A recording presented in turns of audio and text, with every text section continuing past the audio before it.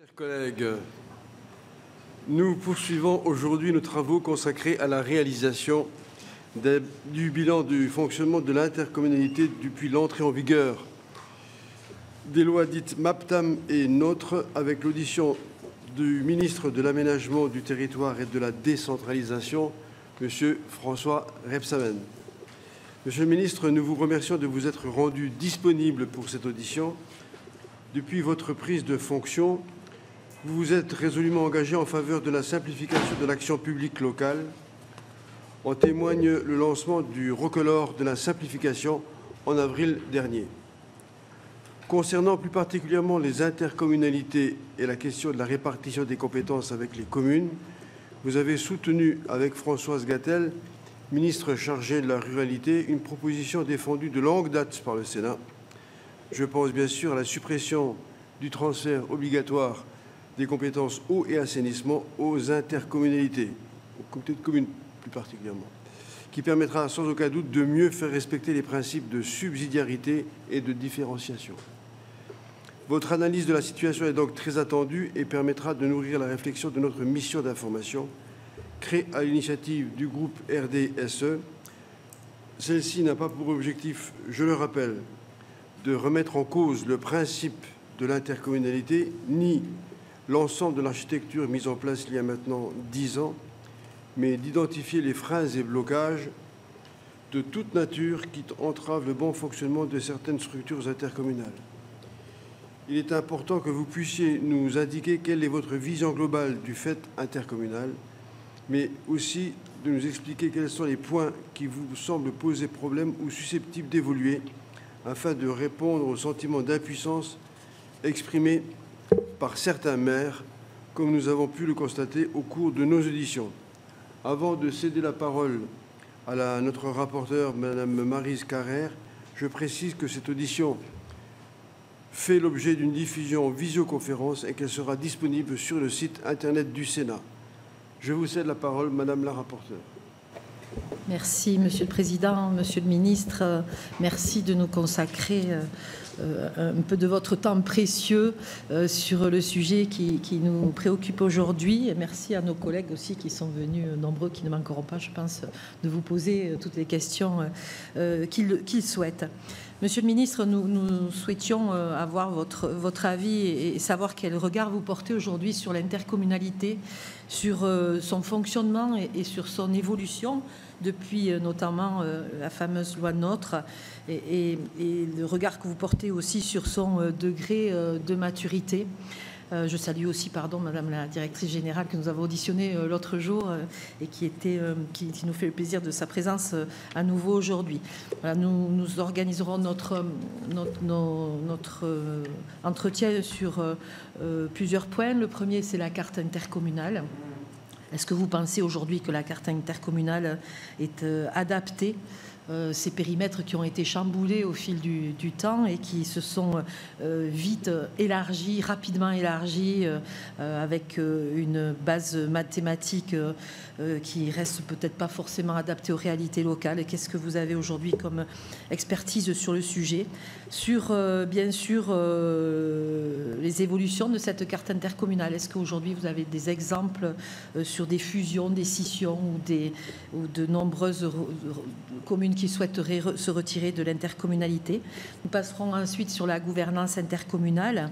Est-ce que vous pouvez nous en dire sur les compétences? Bon, le président a signalé la compétence eau et assainissement qui vient d'être traitée par une loi pour revenir sur l'obligation de transfert. Nous parlerons aussi des services publics locaux. Aujourd'hui, nous serions assez attentifs au fait de savoir si aujourd'hui les services publics locaux sont mieux exercés par les intercommunalités et sur leurs coûts aussi. Pareil pour les investissements. Est-ce qu'aujourd'hui nous avons des intercommunalités qui investissent plus qu'elles n'investissaient avant sous d'anciens formats? Et puis nous parlerons pour terminer de la solidarité au sein des intercommunalités et des mécanismes de solidarité financière s'ils sont aujourd'hui connus et utilisés. Mais je reviendrai peut-être au fur et à mesure sur quelques précisions que nous vous demanderons sur les questions. Donc je vous laisse pour quelques propos liminaires. Merci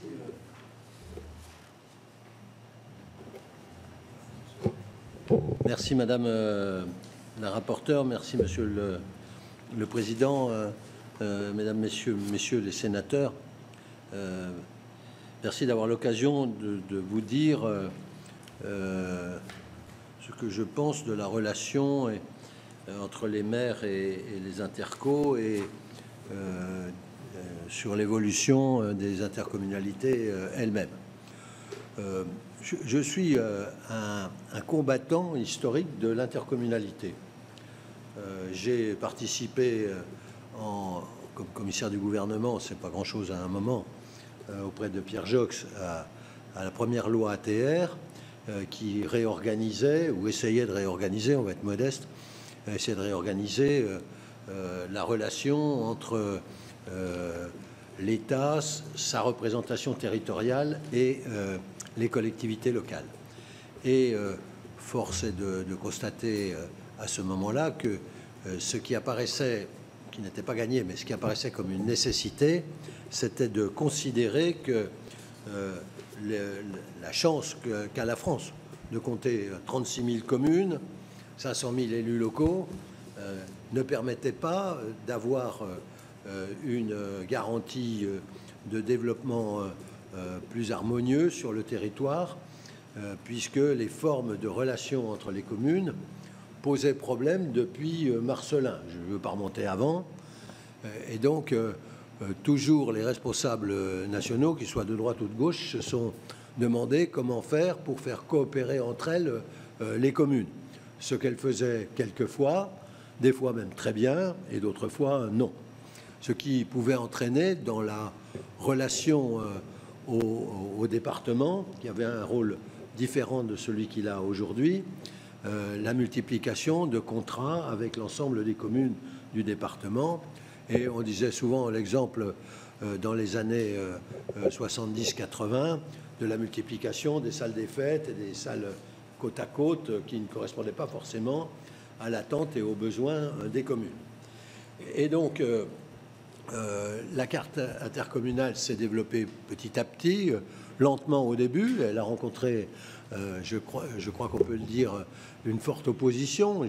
Je me rappelle avoir été chargé de faire le Tour de France, bien modeste Tour de France, à pied, non, en voiture, le Tour de France des communes pour essayer d'expliquer ce qu'était l'intercommunalité.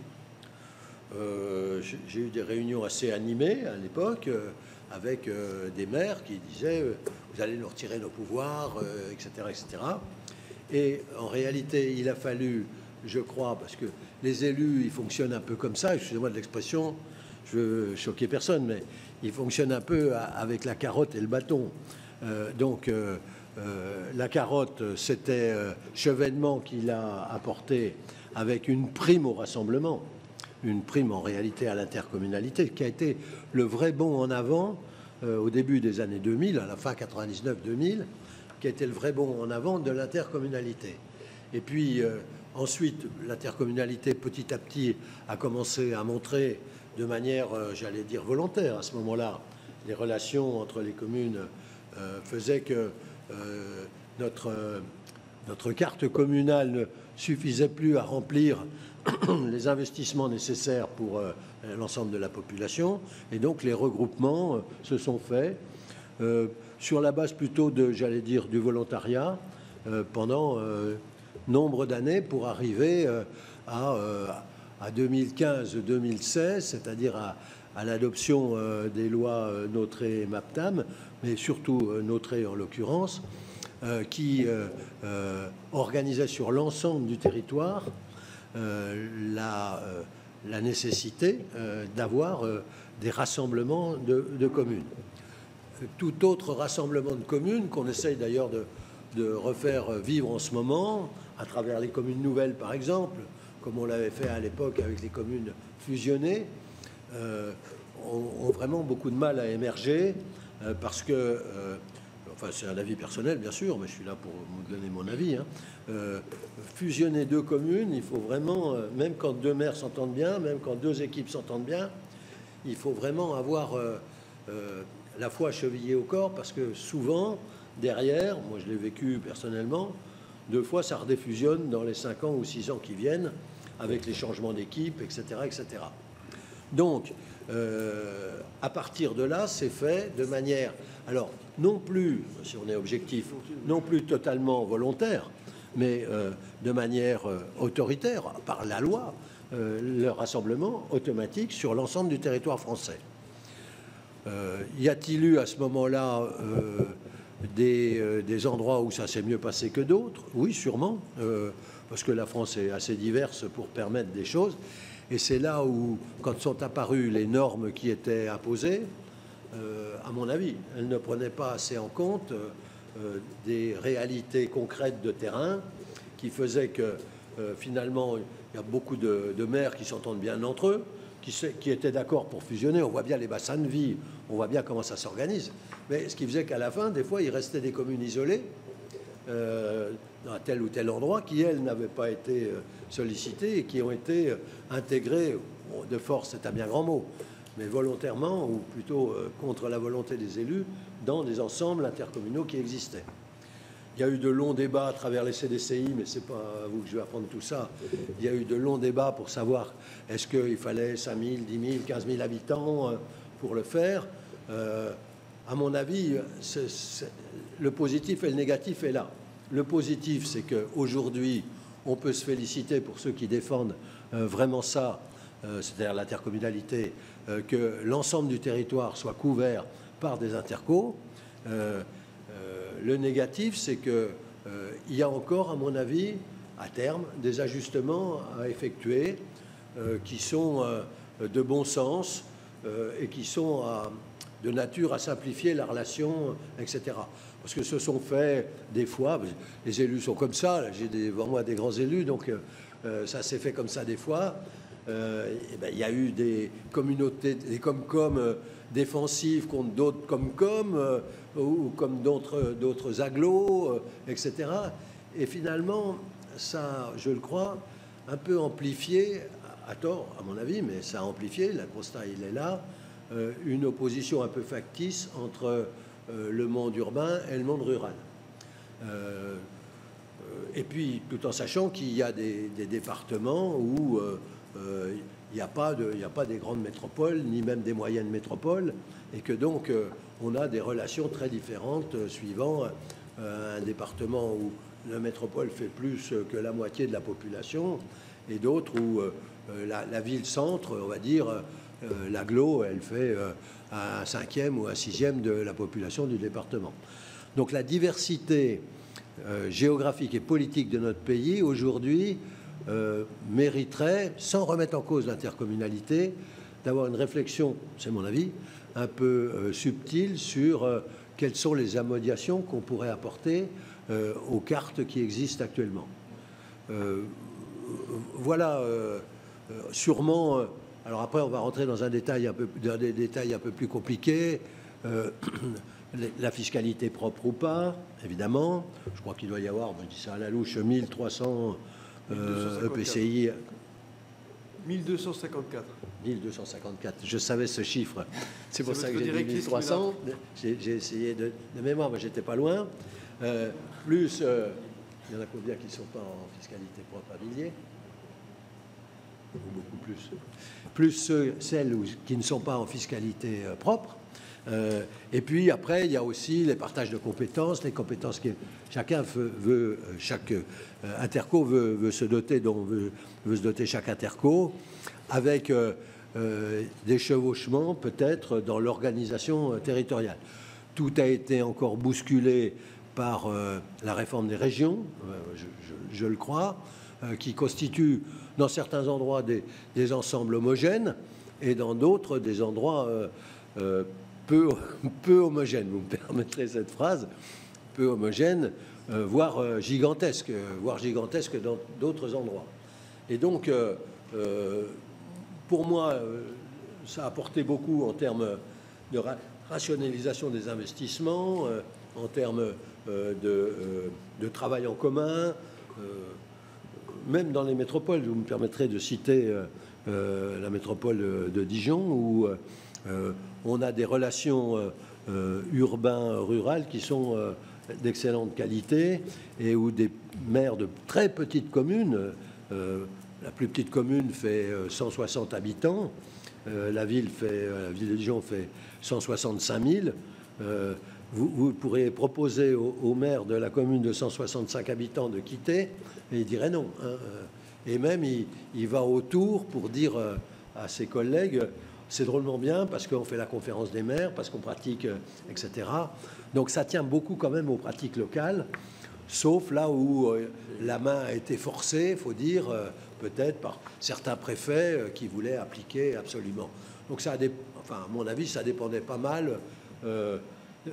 Préfets intelligents, ils le sont tous par principe, mais préfets super intelligents, super réalisation territoriale, et des fois, ou élus moins combatifs pour résister, voilà, d'autres organisations territoriales. Enfin, je porte un regard très positif sur le mouvement d'intercommunalité, et donc je crois que c'est l'avenir de ce pays, parce que la spécificité française, c'est ces 500 000 élus et c'est ces 36 000 communes. Merci, Monsieur le Ministre. Quelques peut-être précisions sur... Aujourd'hui, c'est ce que vous avez expliqué, ce qui avait justifié qu'en 2015, on impose une maille mathématique d'un nombre d'habitants avec un plancher de 5 000 dans les communes de montagne et de 15 000 pour les autres. Bien sûr, l'ensemble du territoire a été couvert. On aurait pu faire ça, on aurait pu couvrir l'ensemble du territoire sans imposer forcément des mailles aussi. Aujourd'hui, est-ce qu'il y a des résultats significatifs? Est-ce qu'on peut le prouver sur les services et la vie de nos concitoyens qui auraient été bouleversés, modifiés fortement grâce à l'intercommunalité? C'était ma première question. La deuxième, vous avez dit que la diversité de notre territoire méritait qu'aujourd'hui on puisse peut-être apporter des améliorations. Est-ce que c'est des améliorations conséquentes que vous imaginez, par exemple des fusions, des scissions d'intercommunalités, ou est-ce que c'est simplement des communes à la marge qui se sont retrouvées dans des intercommunalités alors qu'elles auraient peut-être été plus adaptées sur les interco voisines? Et sur quels critères, s'il faut apporter ces améliorations, sur quels critères et quelles difficultés on va être confronté à des difficultés sur ces améliorations un peu conséquentes, notamment en matière fiscale. On sait très bien que quand on veut changer d'intercommunalité ou qu'on veut fusionner deux intercos, c'est plus facile, mais quand on veut en séparer une en deux, les conséquences fiscales, les conséquences en matière de personnel sont assez conséquentes. Donc, comment vous voyez ces améliorations? Comment vous expliquez votre position sur ces améliorations à apporter?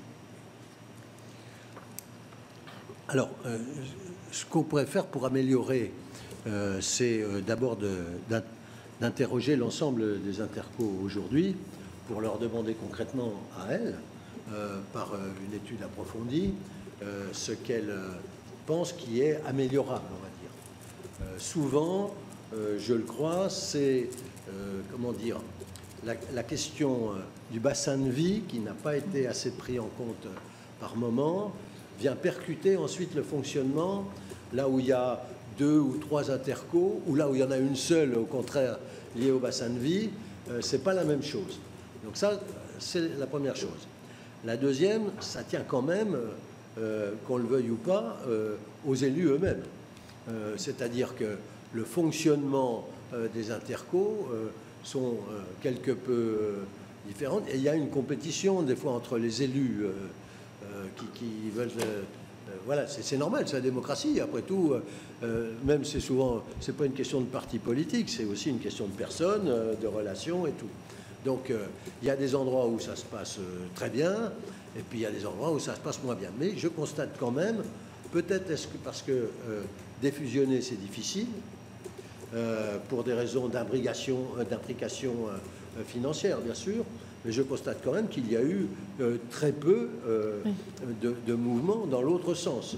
Et que finalement, une réforme comme celle-là, qui date de 2016, par exemple, bon, ça fait 10 ans, c'est beaucoup, mais dans l'histoire communale française, c'est pas énorme, quoi.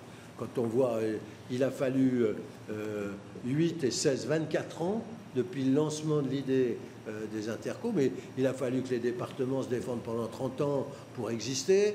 Il a fallu que les régions attendent que Fabius décide l'élection au suffrage universel en 85, là où Giscard avait fait des premières avancées. Excusez-moi de parler comme ça, je veux vexer personne, mais bon, c'est comme ça qu'on parle normalement. Donc, j'aurais pu dire le président Giscard, le Premier ministre, bon, c'est ça que je voulais dire, hein, vous avez compris.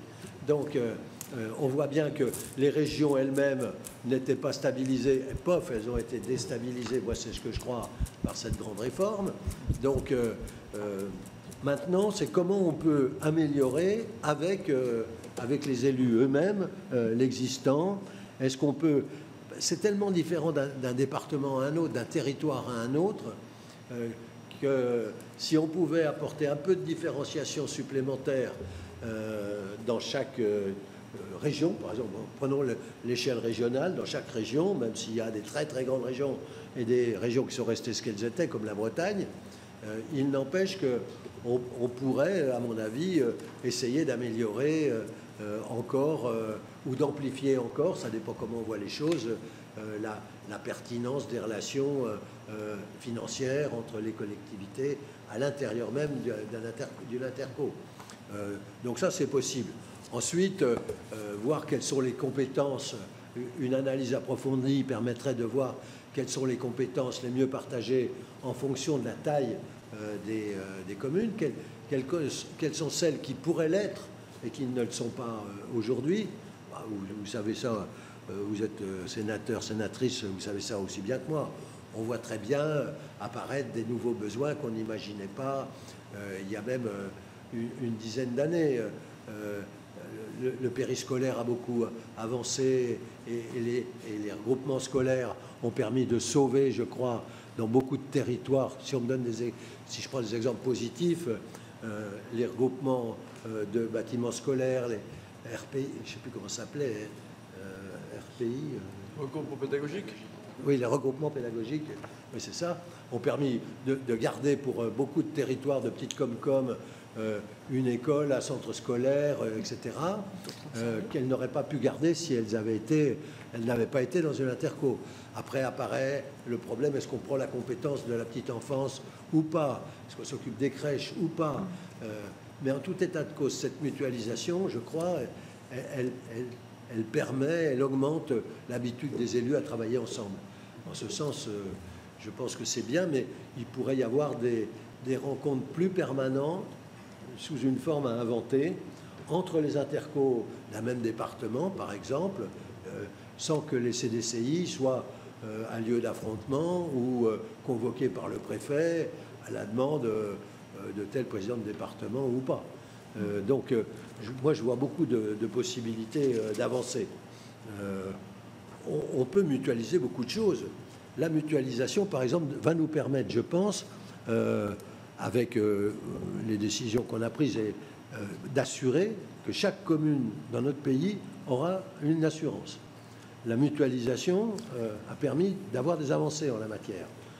Maintenant, avec Collecte Assure, on va aller beaucoup plus loin. À la fin de l'année, chaque commune a un prix raisonnable, il faut dire les choses comme ça, mais en même temps, il faut bien voir que individuellement, les maires n'ont pas tous conscience de la valeur de leurs biens quand ils commencent à discuter. Quand ils mutualisent, ça va mieux parce que dans une commune qui fait 200 habitants, on n'a pas toujours, avec la secrétaire ou le secrétaire de mairie, la compétence nécessaire. Donc, va se poser très vite, je pense, dans certains endroits, l'ingénierie, le problème de l'aide à l'ingénierie de ces communes. Voilà ce que je peux dire. J'espère avoir répondu un peu à vos questions. On m'a marqué les élus locaux. Selon le CEVIPOF, 68% des élus souhaitent maintenir la taille actuelle de leur interco. Et 10% souhaitent explicitement une réduction. Ou peut-être une augmentation, d'ailleurs, on n'en sait rien. Donc ça s'examinerait. Moi, je pense que le travail du Sénat, c'est justement d'essayer de faire une carte des points, j'allais dire noirs, des zones rouges. En ce moment, on va parler des zones rouges, c'est-à-dire des zones de friction où le bassin de vie n'est pas bien pris en compte, où ça a été forcé, telle commune n'a pas voulu rentrer. Il n'y en a pas beaucoup, mais il y en a. Merci. Juste, pardon. Vous avez très bien dit que les intercommunalités, le fonctionnement tenait beaucoup aux élus aussi eux-mêmes. Est-ce que ce n'est pas à un certain moment une question de positionnement des élus et du sens que l'on souhaite aussi donner à l'intercommunalité? Est-ce que c'est un outil de coopération pur et dur? Est-ce que c'est un espace qui peut devenir une supra-commune et qui peut être considérée à un certain moment par les maires comme une supra-commune qui vient grignoter les compétences des communes? Est-ce que c'est pas, voilà, peut-être requalifier peut-être aussi le sens que l'on souhaite donner à l'intercommunalité? Vous avez parlé des pistes d'amélioration avec la notion de différenciation aussi, par exemple, et notamment des compétences. Est-ce que ce n'est pas avec l'occasion du renouvellement futur municipal de pas rater une marche pour repartir sur de bonnes bases avec ces intercommunalités? Vous savez très bien que ces intercommunalités-là sont partis avec un renouvellement chahuté, un Covid, des réunions par visioconférence, des gens qui ne sont pas forcément connus et pratiqués en début de mandat. Donc les débuts ont peut-être été un peu chaotiques. Donc est-ce que ce n'est pas l'occasion rêvée de poser peut-être quelques jalons avec des outils comme les projets de territoire, comme la conférence des maires, qui pourrait avoir des attributions un peu différentes de ce qu'elle a aujourd'hui? Est-ce que c'est peut-être pas l'occasion rêvée de ce renouvellement?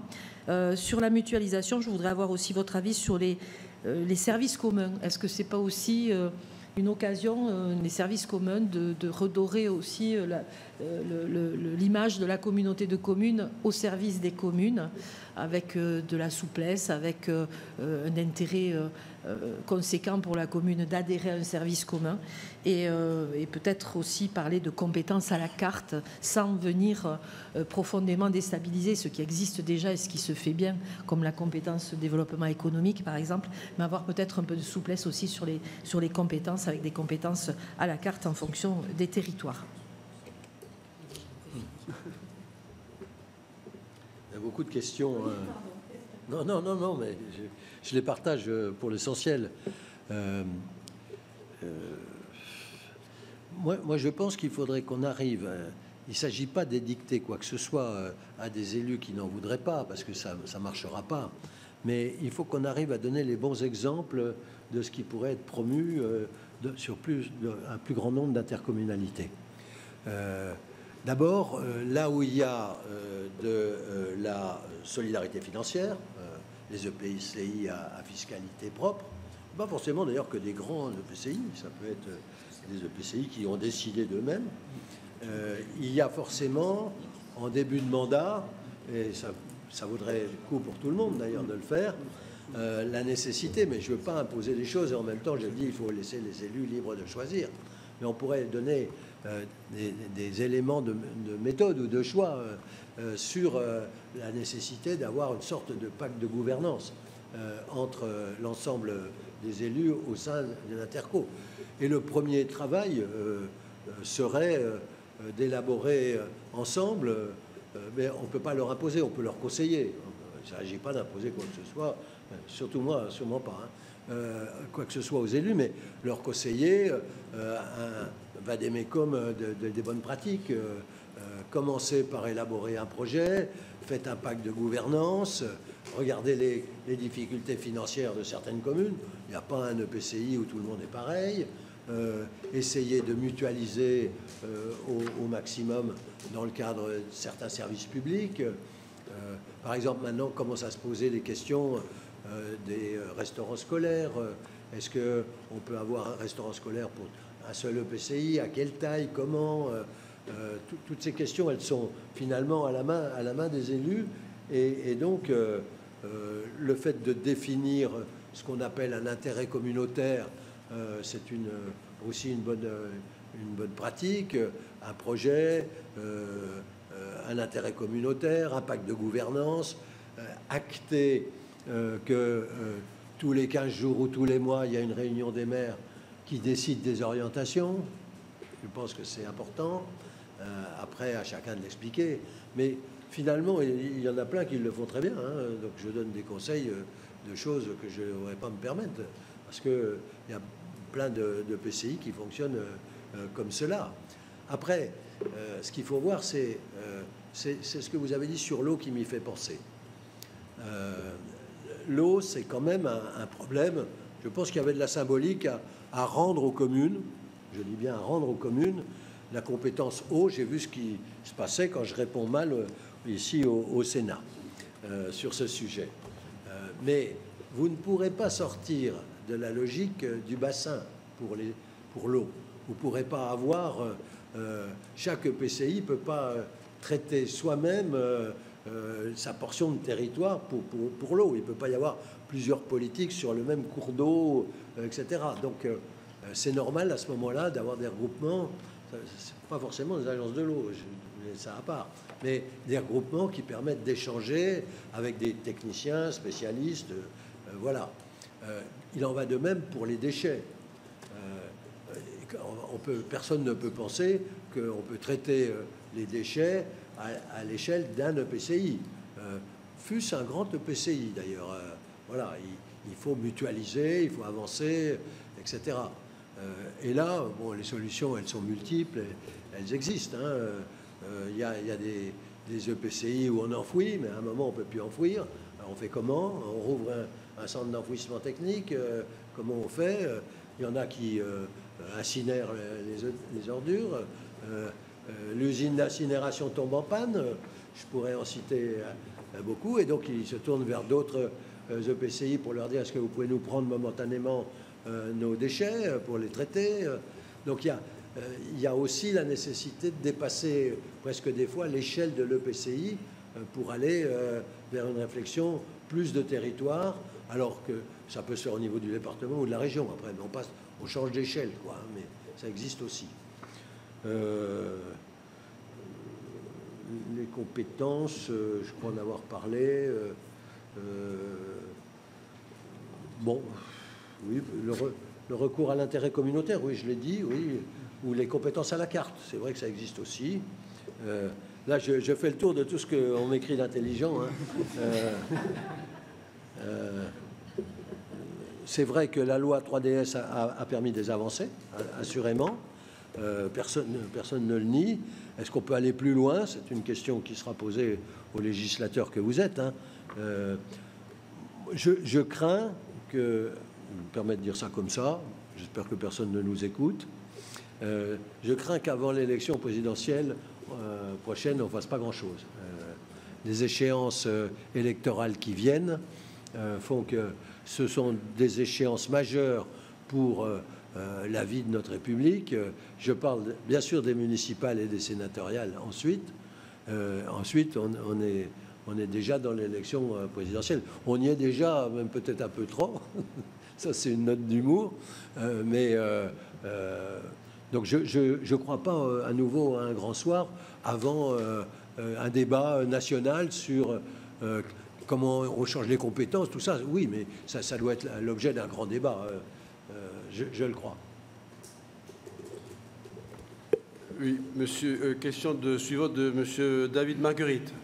Merci beaucoup, monsieur le président et madame la rapporteure. D'ailleurs, je voudrais m'inscrire dans le prolongement de vos questions. Monsieur le ministre, vous évoquiez l'histoire de l'intercommunalité. Je trouve que c'était un rappel très intéressant. Vous parliez notamment de la loi sur l'administration territoriale de la République, je crois du 6 février 92, et des lois qui ont suivi, Voynet, Chevènement. Et en fait, à l'époque, vous l'avez dit, il y a un débat qui n'a jamais été tranché, qui était celui de savoir si le pays voulait se doter d'intercommunalités purement coopératives ou finalement avancer vers une vision plus fédérative des intercommunalités. Et est-ce que vous ne croyez pas, d'une certaine manière, que le fait que ce débat n'ait jamais été tranché, me semble pas tranché dans la loi NOTRe complètement, n'explique pas en partie les crispations qui existent de la part de nombreux maires à l'égard de l'outil intercommunal, parce que parfois il y a un malentendu sur ce qu'on peut attendre de lui.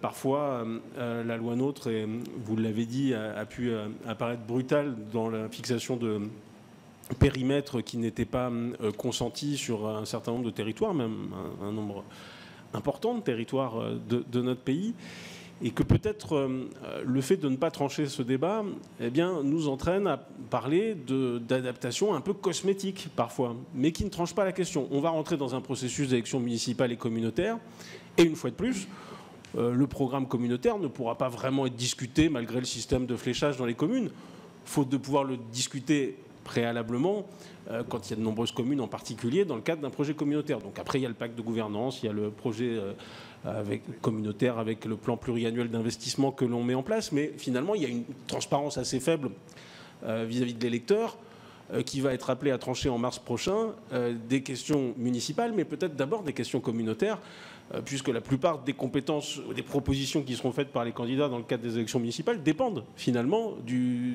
ensuite de l'établissement public de coopération intercommunale. Donc je voulais vous interroger sur ce débat qui est à mon avis central dans notre mission. On l'a bien vu d'ailleurs au fil des auditions. On a certains ici qui sont venus s'exprimer, des personnalités éminentes qui ont une vision très coopérative de l'intercommunalité, proposant de limiter au strict minimum les compétences obligatoires. Alors quand je dis strict minimum, c'est, je crois, on a entendu 2-3 compétences seulement. Est-ce que dans ce cas-là, finalement, on n'a pas une intercommunalité qui devient un échelon de plus et qui, faute d'organiser de façon plus puissante les coopérations, implique de créer des syndicats, c'est-à-dire des strates supplémentaires. On a entendu beaucoup de maires ou beaucoup de représentants d'associations considéraient que l'intercommunalité était utile, mais parfois la ressentir un peu comme un mal nécessaire, avec une pointe de résignation qu'on a entendue les uns et les autres.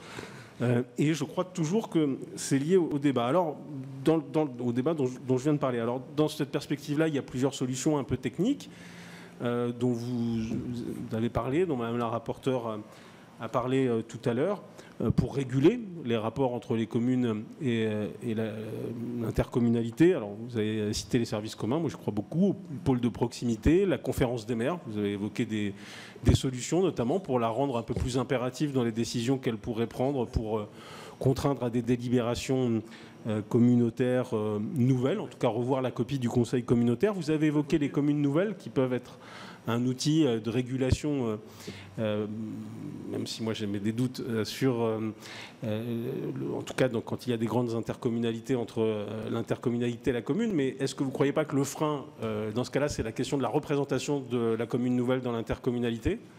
J'ai des exemples de communes nouvelles qui avaient 19 représentants qui passent à 6 après fusion. Donc dilution de la commune, et on revient toujours au débat et le malentendu dont je vous parlais tout à l'heure. Et enfin, vous avez évoqué la question du périmètre en proposant, je cite, des amodiations sur ce périmètre possible. Est-ce que c'est pas dangereux, d'une certaine manière, de rouvrir des débats dont vous avez dit vous-même qu'ils ont été houleux en 2016, en 2015 et 2016, juste après la loi NOTRe. Donc voilà, je voulais vous interroger là-dessus. Sur le débat fondateur, est-ce qu'il n'y a pas un moment où il faudra le trancher, après le grand soir dont vous parlez, en tout cas après les échéances de 2027? Et est-ce qu'une fois on l'a tranché, on peut décliner des outils qui seraient des outils qui ne seraient pas simplement des modifications cosmétiques, qui ne feraient qu'entretenir au bout du compte le malentendu et les crispations parfois pour arriver à une réforme qui assume ce que l'intercommunalité peut apporter à notre pays et aux communes, c'est-à-dire des fédérations, me semble-t-il, de communes qui respectent totalement l'identité des communes, la proximité, mais qui organisent de façon volontaire, mais quand même un peu engagée, la mutualisation et les compétences stratégiques à l'échelle d'un territoire.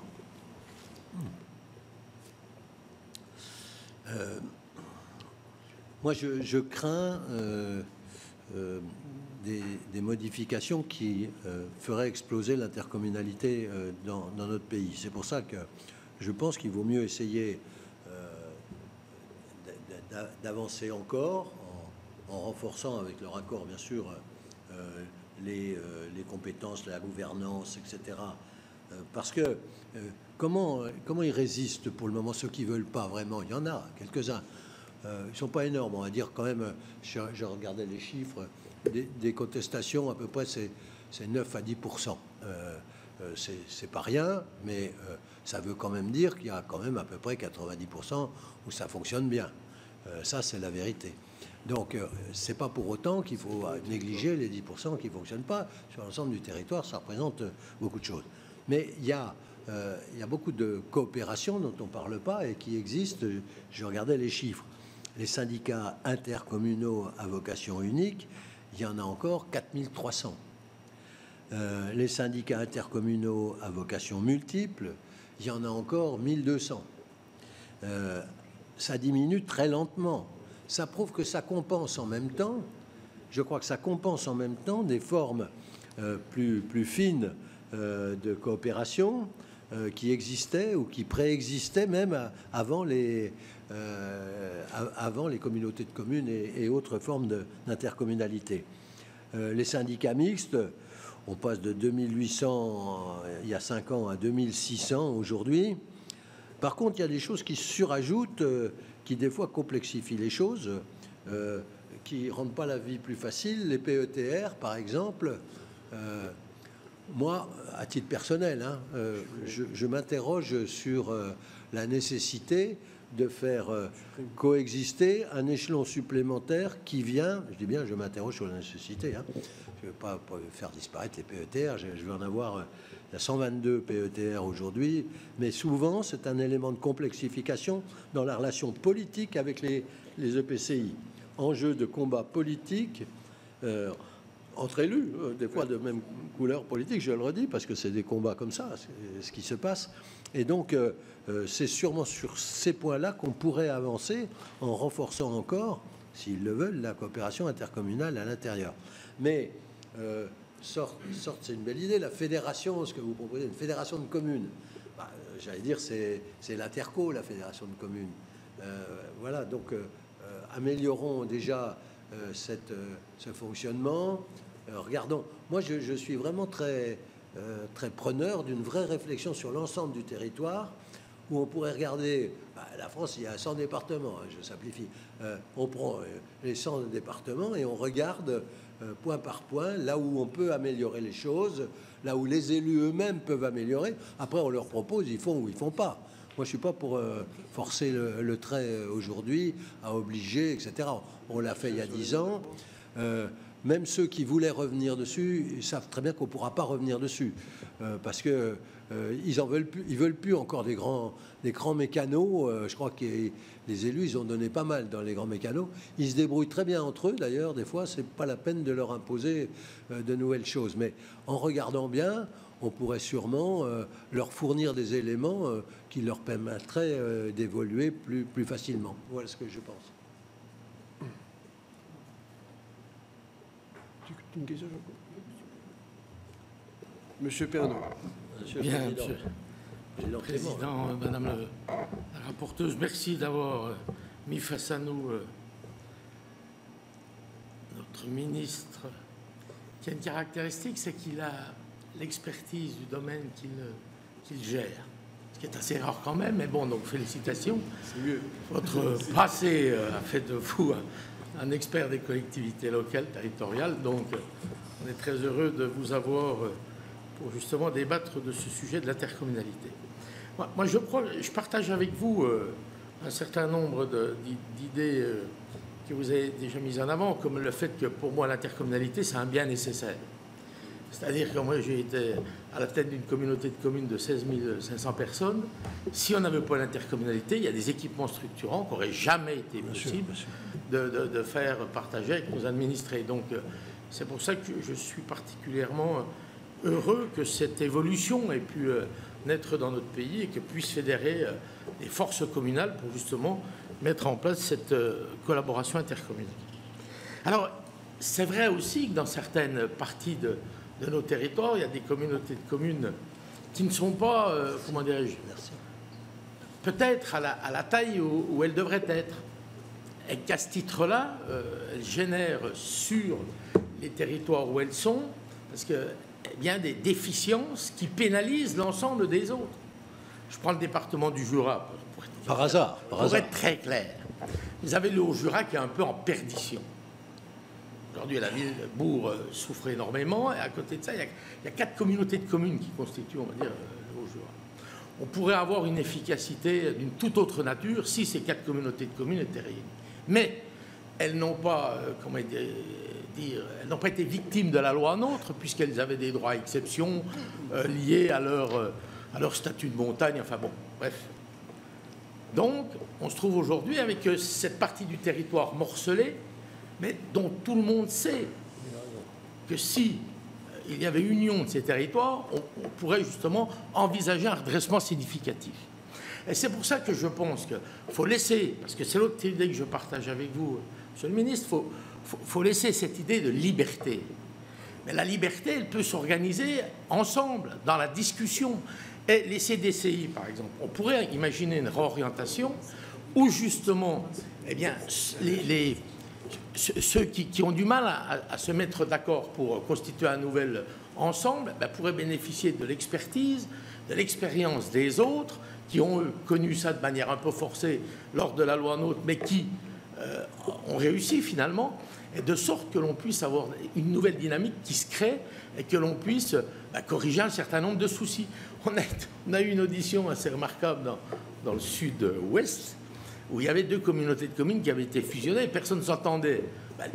À un moment donné, on s'est dit, la bonne idée, c'est peut-être d'en mettre une 3e, quoi, histoire que les choses s'assachissent. Vous voyez, la liberté, mais imaginez qu'au niveau du département, dans une CDCI intelligente, c'est peut-être ça qu'il faut organiser, que ça ne soit pas seulement sous, comment dirais-je, l'autorité un peu trop prégnante du préfet, mais que ça soit mieux partagé et que l'on ait eh bien, des hommes de bien qui se mettent au chevet de ceux qui sont dans la difficulté pour les aider, les accompagner pour qu'ils réussissent mieux.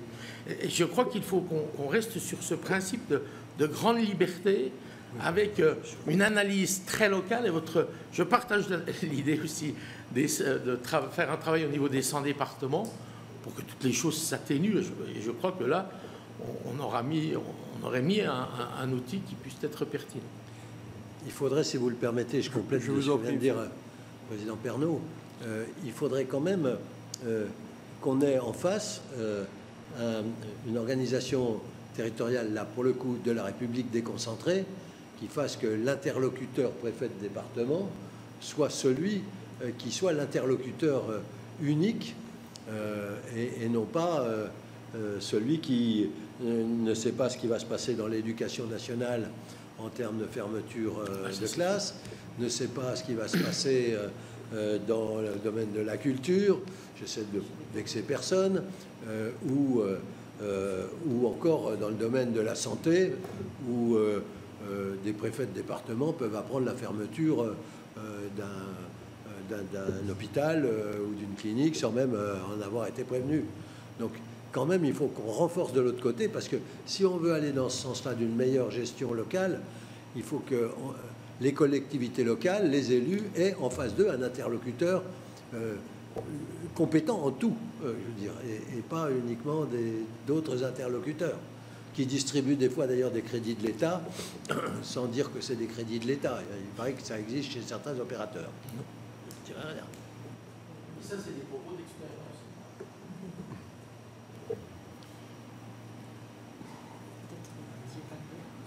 Monsieur Didier-Rambaud. Merci.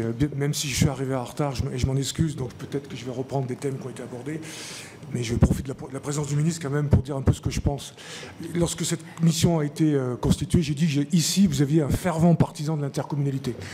Peut-être qu'au Sénat, c'est peut-être pas des choses qu'on entend tous les jours. J'ai présidé pendant 10 ans une interco de 25 000 habitants sur 14 communes, et j'ai bien vu sur le territoire sur lequel je vis en quoi l'interco a vraiment apporté un plus. Il n'y avait pas de médiathèque, il n'y avait pas de zone d'activité de ce nom, il n'y avait pas de service petite enfance, etc., etc. Et malgré cela, il y a un malaise, effectivement, de quelques communes, parce qu'il faut bien comprendre que les équipements structurants, ils ne peuvent pas être sur toutes les communes. Voilà. Et voilà, elles ont l'impression de voir le train passer. Et de là, je pose la question, finalement, à un moment donné, la gouvernance, le mode d'élection des intercos est posé. Je sais bien que dire ça au Sénat, c'est risqué, mais bon, je voudrais vous entendre un petit peu à ce niveau-là. Et ma deuxième remarque, c'est à l'heure où on vit un peu la simplification, on estime qu'il y a beaucoup d'échelons administratifs, c'est aussi l'interconnexion entre le département et les intercos. J'ai été conseiller général et j'ai été conseiller départemental et j'ai vu la différence entre les deux. hein. Autant au Conseil général, on était élu sur la base d'un canton qui correspondait à une histoire, à un bassin de vie. On a créé les conseils départementaux, les cantons ont été élargis, ça correspond. Ce sont devenus des circonscriptions électorales et non pas des bassins de vie. Et est-ce que quelque part, alors peut-être je parle au futur, mais est-ce que le département ne devrait pas devenir finalement une fédération des intercos? Parce qu'aujourd'hui, les intercos, alors je ne sais pas où, partout, comment ça marche, mais moi je vois en Isère, les intercos, ça y est, maintenant le paysage est bien construit, les intercos correspondent vraiment à des choses réelles. Est-ce que ça, voilà, est-ce que ça ne serait pas une solution pour aller vers une simplification? Et je pense qu'entre l'interco et le département, je trouve que la liaison, elle me paraît évidente en termes de solidarité territoriale et sociale. Voilà, et merci. Je vous en prie, Monsieur le ministre. J'ai pas répondu, là. Je vous en prie, oui. J'ai pas répondu. Jean-Claude, je te passe la parole juste après. J'ai des relations qui sont de qualité avec l'ensemble des strates de collectivité et j'essaie de les garder.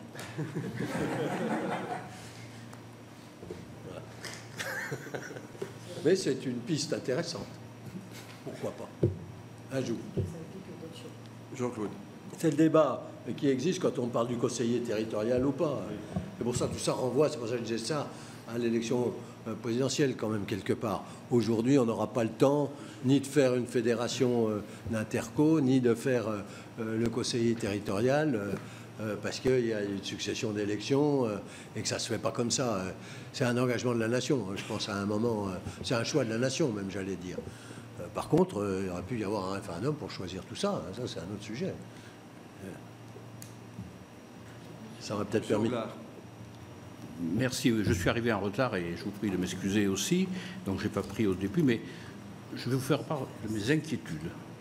Et mes inquiétudes, elles sont, parce que tout a été dit sur l'intercommunalité. On est tous ici des fervents partisans de l'intercommunalité lorsque l'intercommunalité était choisie et pas subie. C'est ça un des principaux problèmes et tout a été dit sur le sujet aujourd'hui. Je le dis, moi je suis inquiet par rapport aux prochaines élections municipales dans certains territoires parce que, voilà, par tout ce qui a été dit, tout ce qui n'a pas été fait, mal fait, sur la gouvernance, sur la représentation des territoires, les laissés pour compte aujourd'hui risquent de se révolter. Et donc, moi je viens de l'Aveyron, hein, ce n'est pas ce qu'on souhaite, mais on sent bien qu'il y a une vague de fond, une lame de fond qui fait que les intercos, même si, sauf celles qui sont restées à taille humaine, c'est-à-dire sur le périmètre choisi en 2017, ailleurs il y a toujours des problèmes. Donc ça c'est un vrai sujet.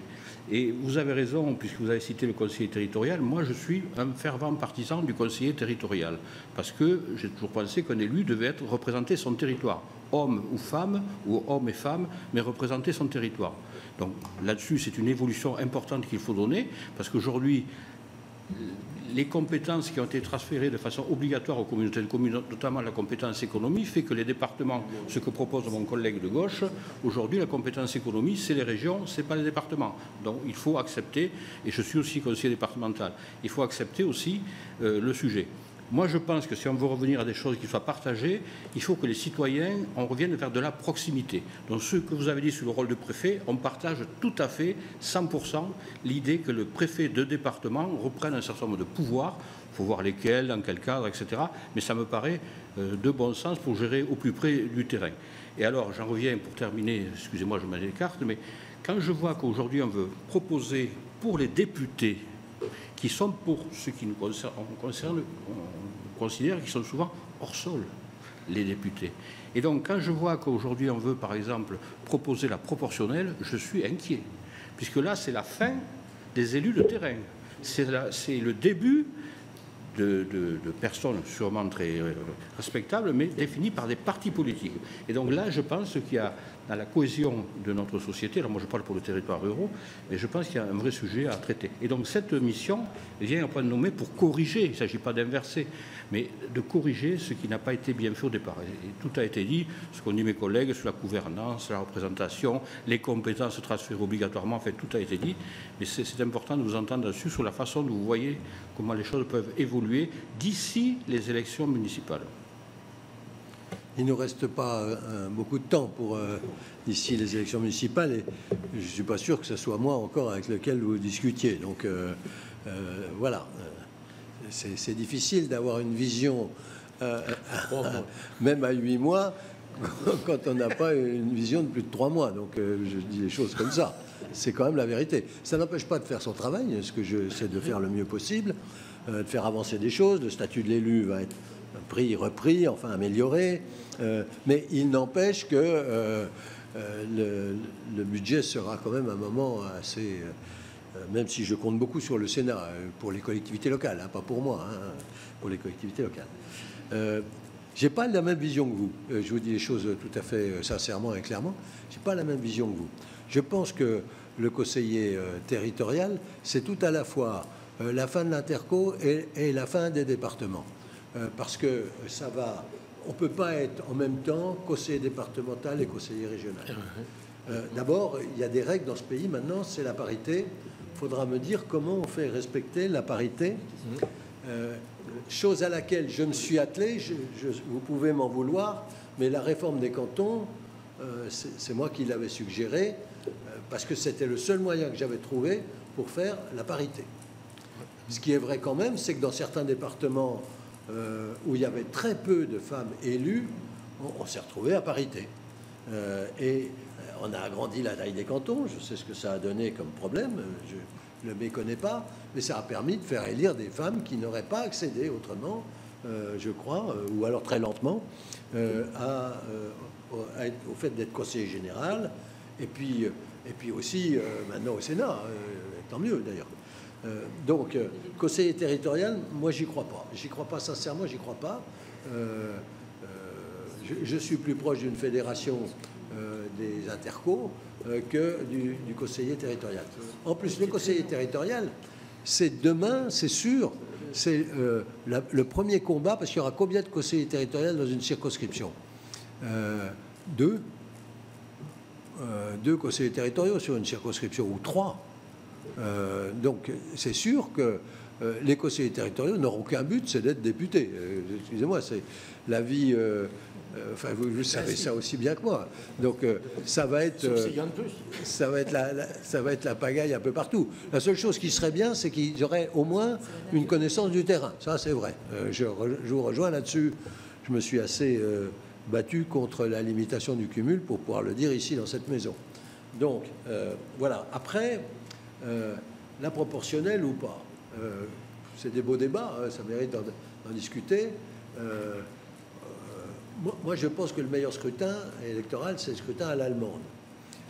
C'est un scrutin qui a été mis en place par les constitutionnalistes français après-guerre pour éviter, vous voyez que ça évite pas grand-chose malgré tout pour le moment, à l'extrême droite nazie de revenir au pouvoir, pour trouver le système le plus démocratique possible. Helmut Kohl, il n'a jamais été élu dans sa circonscription. Jamais. Donc le principe, je pense que les Français, c'est pas plus bête que d'autres, ils pourraient très bien le faire. Donc on est candidat comme député dans une circonscription. Si on n'est pas élu sur la circonscription, il y a une liste de rattrapage au niveau national qui permet d'être candidat de terrain et en même temps candidat sur une liste à la proportionnelle. Et les voix que vous faites sur votre circonscription sont transposées au niveau de la liste proportionnelle. Après, il y a... C'est compliqué, mais c'est compliqué. Moi, je trouve que c'est le meilleur... Mais moi, je ne me permettrai pas, je dis ça comme ça entre nous ici, mais je ne me permettrai pas de dire voilà ce qu'il faut faire, hein, bien sûr. Mais quand j'ai des débats avec des personnalités, des spécialistes, des politologues, je me permets de dire ça. Après, il y a aussi l'expression un peu facile de dire c'est le scrutin de la Ve République, le scrutin majoritaire. C'est pas vrai. Le général de Gaulle, il faut relire ce qu'il disait à l'époque. D'ailleurs, il a fait les deux, lui. En 1946, il a fait le scrutin proportionnel. Et en 1958, vu la situation du pays, il a dit, pour mettre fin au régime des partis de la 4e, il n'y a qu'un scrutin qui vaille pour le moment, je dis bien pour le moment, relisez ce qu'il a dit, c'est le scrutin majoritaire. Mais rien ne dit demain qu'il ne faudra pas un autre scrutin que le scrutin. C'est le scrutin qui s'impose aujourd'hui pour la Ve République, vu l'état du pays. Dont acte, et c'est ce qui s'est passé. Et puis, Mitterrand, derrière, il a dit, les scrutins, finalement, ils s'usent quand on s'en sert. Le scrutin majoritaire, quand il y avait des élus qui étaient en même temps élus locaux et députés, c'était souvent des assistantes sociales. Ce n'est pas à vous que je vais l'apprendre. Le responsable des Comcom d'un département et tout, il recevait des lettres des députés. Est-ce que tu pourrais me trouver un travail pour telle personne, un logement pour telle personne, etc. Donc ça transformait souvent le député, mais au moins il avait prise sur le terrain. Moi, je dis avantage inconvénient. Mais celui qui transmettait à l'autorité municipale ou départementale. Et puis quand on continue de regarder ça, le scrutin proportionnel, vous le laissez 15 ans, et puis vous n'avez plus que des apparatchiks. Mais c'est clair. Donc, je reviens à la formule, il faut mieux changer de temps en temps de mode de scrutin et garder la même République. Voilà ce que je pense aujourd'hui.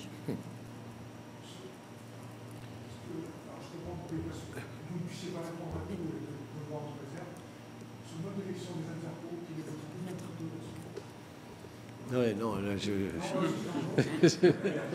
non, j'ai eu des longs débats avec Pierre Mauroy là-dessus.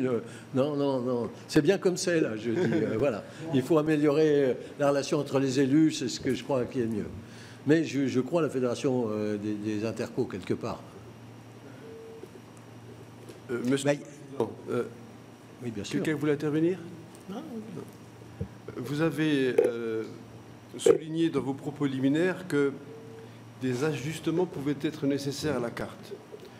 En cela, vous êtes en phase avec, je ne sais pas si vous le saviez, avec ce qu'a dit M. André Léniel, des ajustements à la marge. Si donc il faut ajuster, quel serait, selon vous, le rôle que devrait jouer la CDCI? Parce qu'on l'a bien vu à la faveur de la montée en charge de l'intercommunalité en France, que le poids de la CDCI n'était pas suffisamment fort parfois pour contrer le pouvoir extrêmement puissant du préfet. Faudrait-il conserver cette majorité des 2/3 à partir de laquelle cette CDCI pouvait s'opposer au préfet, ou ne pas donner davantage la main aux élus avec une majorité classique? Moi, je suis pour que... Je n'ai pas fini. Mais vous avez... si, les élus se gèrent eux-mêmes le plus possible. Voilà, ça ne veut pas dire qu'il ne faut pas qu'il y ait un préfet fort en face, fort de compétences et de pouvoir. Mais je pense qu'il faut trouver un mode de gouvernance pour que la CDCI puisse se réunir à la demande des élus et qu'il puisse y avoir un lieu d'échange, pas forcément conclusif d'ailleurs, mais moi je fais confiance à l'intelligence des élus, franchement. Ceux que j'ai vus, vous en avez vu autant que moi. De temps en temps, c'est pas toujours simple, on le sait, mais quand même 90% du temps, c'est un bonheur. Bon sens.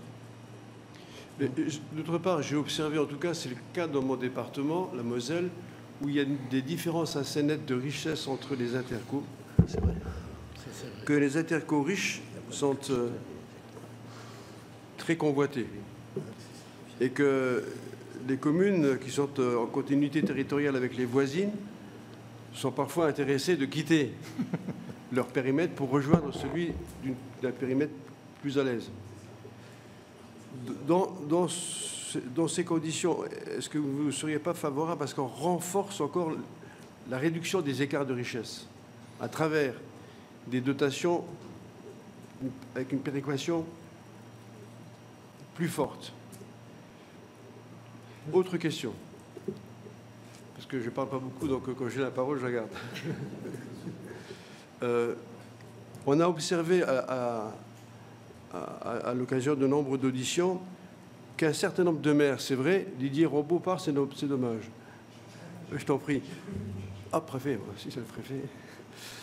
Que certains maires étaient pas très à l'aise dans des intercos souvent grandes, avec une technostructure importante, qui les noyait et ils se sentaient totalement marginalisés, enfin délaissés, et c'était des situations très difficiles à vivre pour ces maires. Quand bien même l'interco faisait un travail tout à fait utile, mais c'est un sentiment qu'avaient ces maires dans des intercos un peu où c'est l'administration qui avait la main, quoi, pour dire les choses. Voilà. Et puis, dernière question. On est presque hors sujet, mais pas vraiment. On a parlé de cumul des mandats. Que pensez-vous de la lutte du cumul des mandats horizontaux? Parce qu'aujourd'hui, on peut être maire et président d'une interco. Est-ce que ça vous semble tout à fait normal à l'heure où on essaie de limiter le cumul des mandats? Je pense notamment à des grandes villes et des grandes intercos, des grandes métropoles. C'est 1 milliard d'euros qui est prélevé, qui est redistribué. Trois points que vous avez soulevés, Monsieur le Président. La péréquation. Alors là, on fait quand même pas mal d'échanges, beaucoup d'échanges avec les associations d'élus, etc. Depuis, depuis que je suis ministre, là, on se réunit, on discute, on échange avec des associations d'élus. Alors, il y a certaines associations d'élus que je ne citerai pas, que j'ai rencontrées hier, les départements par exemple, qui disent « Ah non, on ne veut plus de péréquation. On ne veut plus entendre parler de péréquation. » Et puis, il y en a d'autres qui disent « Il faudrait plus de péréquation. » La vérité, c'est qu'il y a deux types de péréquation. Il y a une péréquation verticale qui est faite par l'État, qui prélève et puis qui redistribue à sa manière. Et quand cette péréquation continue de manière... parce que c'est un dispositif qui avait été mis en place ici au Sénat, la péréquation verticale, il y a maintenant une quinzaine d'années. Ça a marché, mais au bout d'un moment, les élus ne voient plus le sens de cette péréquation. Ils en perdent le sens. Et donc ils disent, mais à quoi ça sert? Parce qu'on ne leur dit pas d'ailleurs à quoi ça sert vraiment. On leur prélève des moyens, et puis c'est l'État qui répartit les moyens, 1 milliard d'euros, qui sont prélevés. Et puis il y a la péréquation horizontale. Là, c'est par exemple, j'ai cité des départements parce que j'étais avec eux hier, c'est une péréquation que l'État opère, mais qu'elle met à la main de la Fédération des départements, qui la répartit à sa manière. Ça, c'est la péréquation horizontale, on peut dire. Et là, ça fonctionne comme ça. Mais ils ne veulent plus en entendre parler parce que ça les met en difficulté aussi dans les associations d'élus. On est tous des élus ici, donc on sait très bien, vous comprenez tout ce que je veux dire. C'est-à-dire que vous pouvez... c'est important d'avoir des postes dans une association d'élus. Donc, des fois, c'est pas forcément en aidant les plus pauvres que vous allez y arriver. Donc, la nature humaine est ainsi faite. Et donc... Clément, tu sais pourquoi tu souris. Bon, donc, en réalité, il faut que quand il y a de la péréquation nationale, elle soit clairement identifiée, répétée, expliquée et dire à qui elle sert et pourquoi elle sert. Et là, elle peut effectivement avoir un rôle important. On n'ose plus dire qu'on fait de la péréquation avec la DGF parce que la DGF, tout le monde se demande où elle en est, pourquoi celle-là est supérieure à l'autre, pourquoi l'autre n'y en a plus, etc. Donc la DGF, c'est une vieille forme de redistribution qui n'est plus tout à fait au goût du jour. Encore faudrait-il avoir le temps pour la réviser, mais ça, c'est un autre sujet. Ici, il y a eu beaucoup d'études au Sénat qui ont été faites sur la DGF, hein, d'où elle vient, où elle va, etc. Les strates qui se sont accumulées, etc. La péréquation, pour moi, la péréquation horizontale, elle est à la main des élus. Moi, je trouve que c'est une bonne chose. Voilà, je dis comme je le pense. Parce que ça permet à tous de savoir ce qui est redistribué. Et puis, la péréquation verticale, il faut l'expliquer, parce qu'à la fin, on ne sait plus pourquoi elle existe. Et donc, il faudrait que tous les ans, il y ait un compte-rendu précis pour dire à qui elle profite. Elle profite normalement à ceux qui ont le moins. C'est le but recherché. Mais on ne sait pas qui a le moins, et on considère toujours que c'est pas son propre territoire qui est le mieux servi. Hein, c'est le moins qu'on puisse dire. Voilà ce que je peux vous répondre. Sur deuxième point, sur la pertinence ou le sentiment des maires de petites communes dans une grosse agglomération, une grande agglomération. Il y a des moyens d'y répondre. Nous, par exemple, je me donne un exemple, j'ai le droit aussi. Hein. Je me donne un exemple parce que ça fonctionne bien à Dijon. On a fait, il y a une assemblée des maires qui n'ont qu'un représentant. J'ai voulu qu'il y ait, pour eux des dotations spécifiques qu'ils se répartissent péréquation horizontale, comme ils l'entendent, sur une somme globale qui est votée par l'ensemble de l'Interco. On vote une dotation, elle est à la main des maires des petites communes qui n'ont qu'un représentant, et ils se partagent cette somme qu'on a décidée ensemble. C'est un mode de bonne gestion, et sincèrement, ils sont comment dire, ils sont intégrés. Ça élève leur niveau, ils le disent eux-mêmes, hein, de connaissance des finances, de tout ça, la mutualisation, par exemple, pour les achats publics, pour la commande publique, c'est très, très important, et ça marche bien, hein, ça marche très bien. Alors c'est partout, c'est vrai que c'est pas partout pareil, mais vous aurez toujours un élu qui sera un peu plus fort en gueule que l'autre. J'ai trouvé des formules qui déplaisent à personne, et d'autres qui seront un peu moins intervenants. Mais bon, ça c'est la vie humaine, hein. On peut améliorer, je crois. C'est des fonds de concours. Oui, oui, bien sûr. C'est une forme de fonds de concours, mais absolument pas obligatoire. L'investissement ou c'est libre de choix? Les deux.